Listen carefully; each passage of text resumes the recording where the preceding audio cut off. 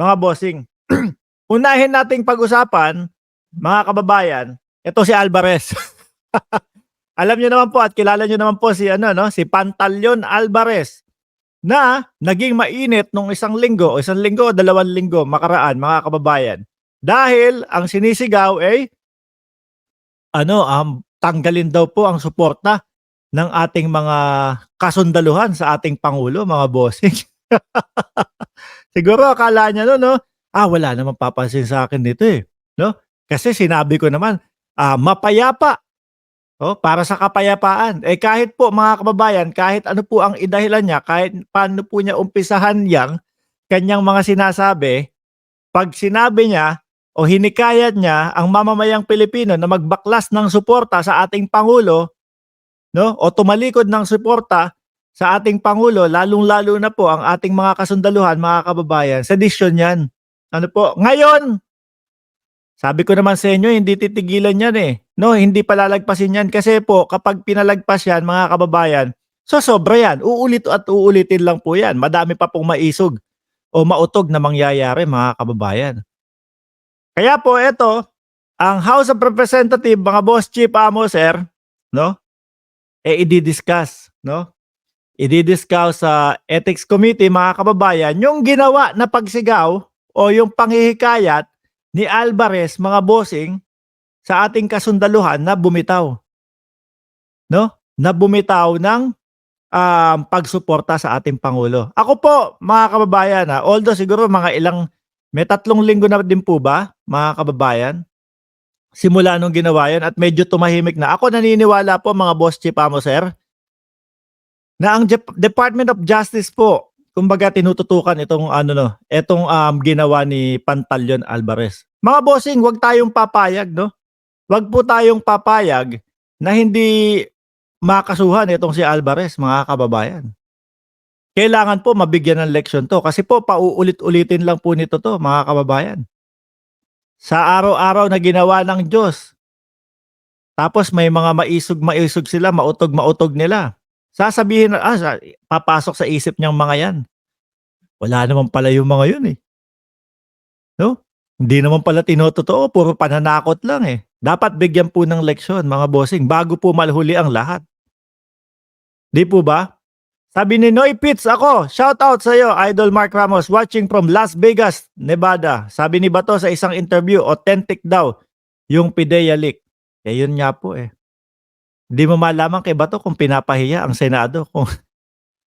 Kumbaga, mga kababayan, syempre parte ng Senado si Bato, mga bossing, tapos ganun lang po siya, ang daling mapaniwala. Gullible din ata itong si Bato, mga kababayan. Mamaya natin pag-usapan yan.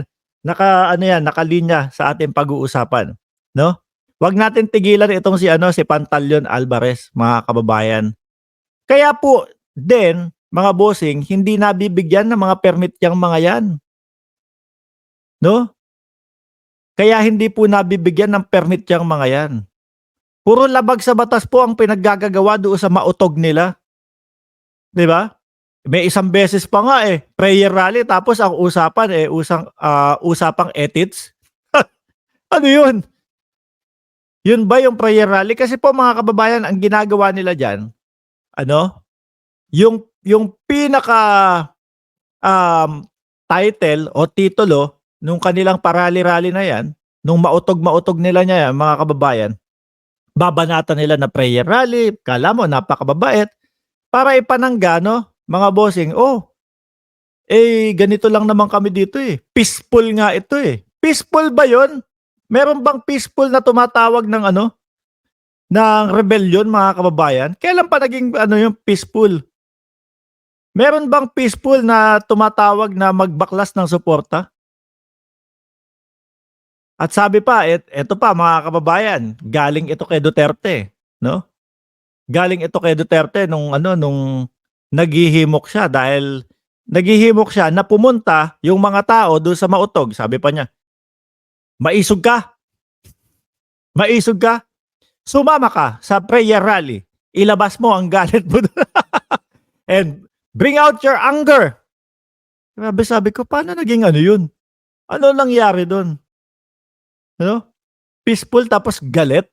mga kababayan. Peaceful tapos yung mga isinisigaw nila dun ay ano, panay po kasinungalingan, panay po pagbibintang mga bossing.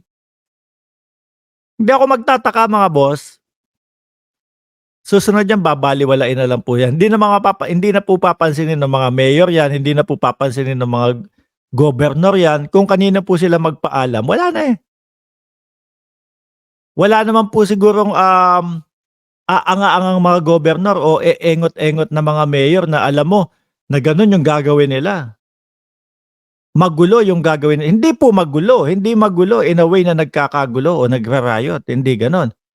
Pero yung mga lumalabas sa bibig nila, mga kababayan, napakalayo po doon sa prayer rally na sinasabi nila.